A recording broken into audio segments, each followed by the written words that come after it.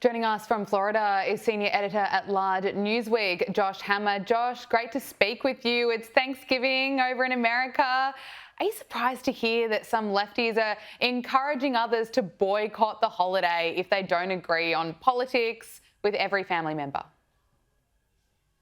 No, of course I'm not surprised at this. I mean, this is what the left does, Gabrielle. This is what the left does here in America. They take every tradition, they take everything that we have inherited, they take everything that is sacrosanct to who we are as American people, and they seek to trash it and destroy it and say that it is a vestige of white supremacy, or that it has to do with the patriarchy, or that it has to do with xenophobia. There, I mean, every single time we seemingly have a holiday here in America, they find some new excuse. They conjure up some new manufactured excuse to just try to trash it and to try to tar and feather their fellow Americans as a bunch of troglodytes if they have the temerity to actually celebrate one of our great national traditions. Look, Thanksgiving was actually originated by President George Washington himself. He did it barely 5 months after he was inaugurated as the first president of the United States. He issued a very famous proclamation on October 3rd, 1789, from the nation's first capital in New York City. It was ultimately about thanking God. That's actually what Thanksgiving was about.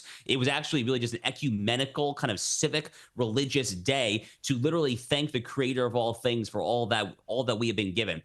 Frankly, Gabriella, between me and you, and I guess now the world, I think I think that the American left and the global left extrapolating could actually stand to thank God a little bit more. The world is not as terrible, lefties, as you guys think it is. There's actually a lot of good out there, and above all, that really is what the Thanksgiving holiday here in the States is about. It is about taking a step back from the partisan drivel, the 24/7 clickbait news cycle. We're going to take a break from criticizing others, focus on that which is good, on that which is positive, on that which we actually are grateful and thankful for. It's a really beautiful holiday. It's actually by far my favorite holiday on the American civic calendar, and I'm very excited once again to celebrate it this year. Oh, between you and me, I agree with you. I think we can practice a little bit more gratitude and celebrate the important holiday. Look, there is concerning news that we have to get to revealed today that several members of Trump's incoming administration have received threats, including bomb alerts. What more can you tell us about this? So it's really terrifying stuff, actually. It's almost a dozen. It's almost a dozen incoming Trump cabinet picks, everyone from Lee Zeldin, the incoming EPA secretary, to Elise Stefanik, the incoming U.S. ambassador to the United Nations, John Ratcliffe, the incoming CIA director, apparently Matt Gaetz, who actually withdrew himself from attorney general contention. He apparently received something as well. The incoming labor secretary pick, a handful of others who I'm forgetting at the moment, but I think it was totaling roughly a dozen people. A lot of them received some sort of bomb threat. A lot of them were pipe bomb threats there. Some of them actually had swatting called to their house. So swatting is a terrible, terrible practice here in America, here where you basically falsely report a terrible crime in order to get a SWAT team with large rifles and vans and everything reported to that home. It's a pure scare tactic, pure intimidation tactic here. And Gabrielle, I guess the key point here is that this was obviously coordinated. I mean, this doesn't happen just coincidentally. I mean, a dozen people, a dozen very high profile people who are coming in to serve Donald Trump and serve America. They don't just get randomly put with a bunch of bomb threats with no connection. So I think what has to happen now is pretty clear. It's that the Attorney General of the United States, Merrick Garland, and the President of the United States, Joe Biden, who I believe is still president, although I've seen very, very little in the way of signs of life recently. If they want to do the right thing here, we need investigation immediately, because this is the kind of conduct that simply cannot stand. America has just gone through 2.5 to 3 years of debilitating, republic destabilizing, constitution undermining lawfare. Jack Smith, the special counsel, just withdrew his two cases against Donald Trump in Florida and Washington, D.C. But that came from the Joe Biden, Kamala Harris, Merrick Garland Department of Justice. If this DOJ wants to recover anything remotely resembling a morsel of integrity on its way out the door before Donald Trump retakes power come January 2025, they have to do the right thing here. And that means immediately investigate what happened here. There's a slew of possible federal statutes here. If there actually was a collusive conspiracy that's potentially a violation of 18 U.S. Code Section 241,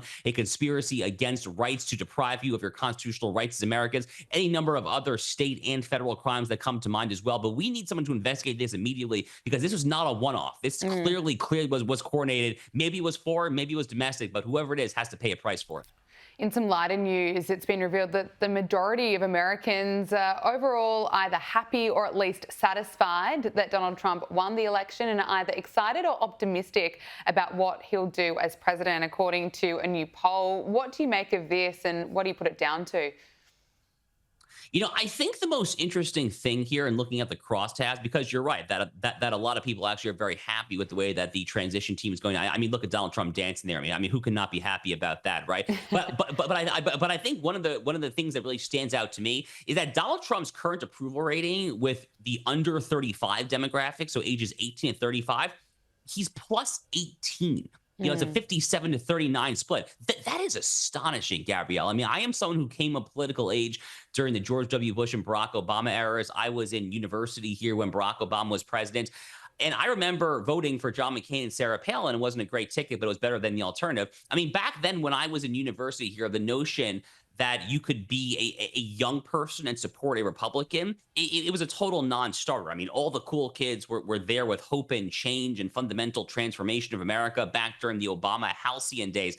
But Donald Trump has become something of a cultural phenomenon here. I mean, that dance that we just saw there, the MAGA hats, the red hats there.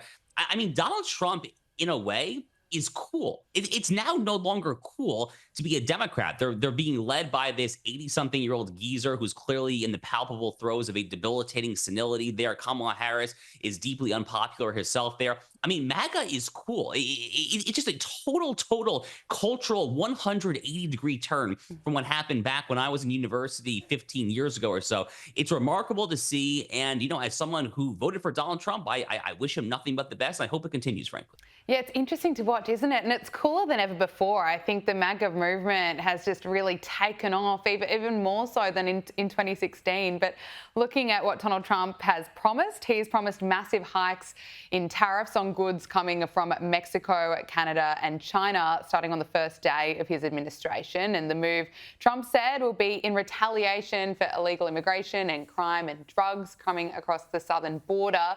What's your take on this? So tariffs are really the one issue that Donald Trump has been remarkably consistent on for probably 40 to 45 years. Seriously, going back to the 1980s, I mean, well into the lead up into NAFTA, the U.S., Mexico, Canada trade negotiations during the Bill Clinton presidency, Donald Trump has always been an outspoken skeptic of unvarnished free trade. That really is his issue, especially focused on China, really above all there. So I'm not the least bit surprised here. You know, what's actually very interesting, Gabrielle, is that the Biden-Harris administration really left Trump's China tariffs in place. They didn't change that at all, actually. In some ways, they actually doubled down there. So I think what's rattling a lot of people here is not the China tariffs, but the Canada and Mexico tariffs that he's announcing 25% there. Look, the reality is America is suffering a debilitating crisis when it comes to immigration as well as drugs. Unfortunately, tragically, in fact, I know this all too well. My cousin, may his memory be a blessing, overdosed and died about 7 years ago now due to a fentanyl-induced overdose. So my family has actually suffered the results of America's horrific fentanyl crisis. And what Donald Trump is doing with these tariffs on Mexico, but also to an extent on Canada, is he is trying to use this as a tactic to induce them to crack down on illegal alien invasion and transnational border crossing drug trafficking. So he's using it just as a crass negotiating tool, to which I say, why the heck not? Because drug overdose deaths in America over the past 2 years have reached historical highs. We're dealing now with roughly 110,000 Americans dropping dead from drug overdose deaths every year. It's horrific. That is a change, by the way, from about 5.5 to 6,000 when it was at its low in the early 90s. So it's just a completely exponential increase there. All tactics should be on the table to crack down on both the immigration invasion and the drug trafficking there. I think Trump has it exactly right. And I'm sorry to hear that that has impacted you and your family. The soon-to-be new border czar, Tom Homan, has issued a warning to Democrat leaders who say they're going to push back on Trump's deportation operation. Let's take a listen. What you've done is not only protect the state of Texas and the citizens of Texas, you are protecting this nation. It's a shame we have other governors and other mayors who are right out of the gate have said they're going to push back on President Trump and what we're trying to do, especially for interior enforcement. Let me be clear. There is going to be a mass deportation because we just finished a mass illegal immigration crisis on the border. Certainly sounding a lot tougher than the current border czar. Yeah, I love Tom Homan. I mean, I can seriously listen to Tom Homan clips all day. I mean, my wife and I just love listening to this guy. I mean, he is so blunt. He's so to the point there.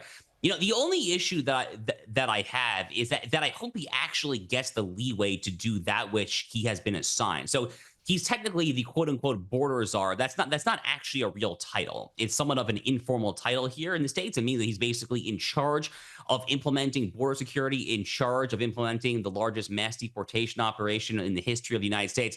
But constitutionally speaking and legally speaking, he is subservient to the Secretary of Homeland Security, which in this case is going to be Kristi Noem, the current governor of South Dakota. So I just hope that Tom Homan is given the leeway from the actual Secretary of DHS, Kristi Noem, to do the likes that he is actually talking about. Because if Kristi Noem wants to gum up the work, she has that ability. I'm not saying she will. God willing, we're all going to be on board here. Donald Trump, after all, was really elected on a mandate on the immigration issue above all there.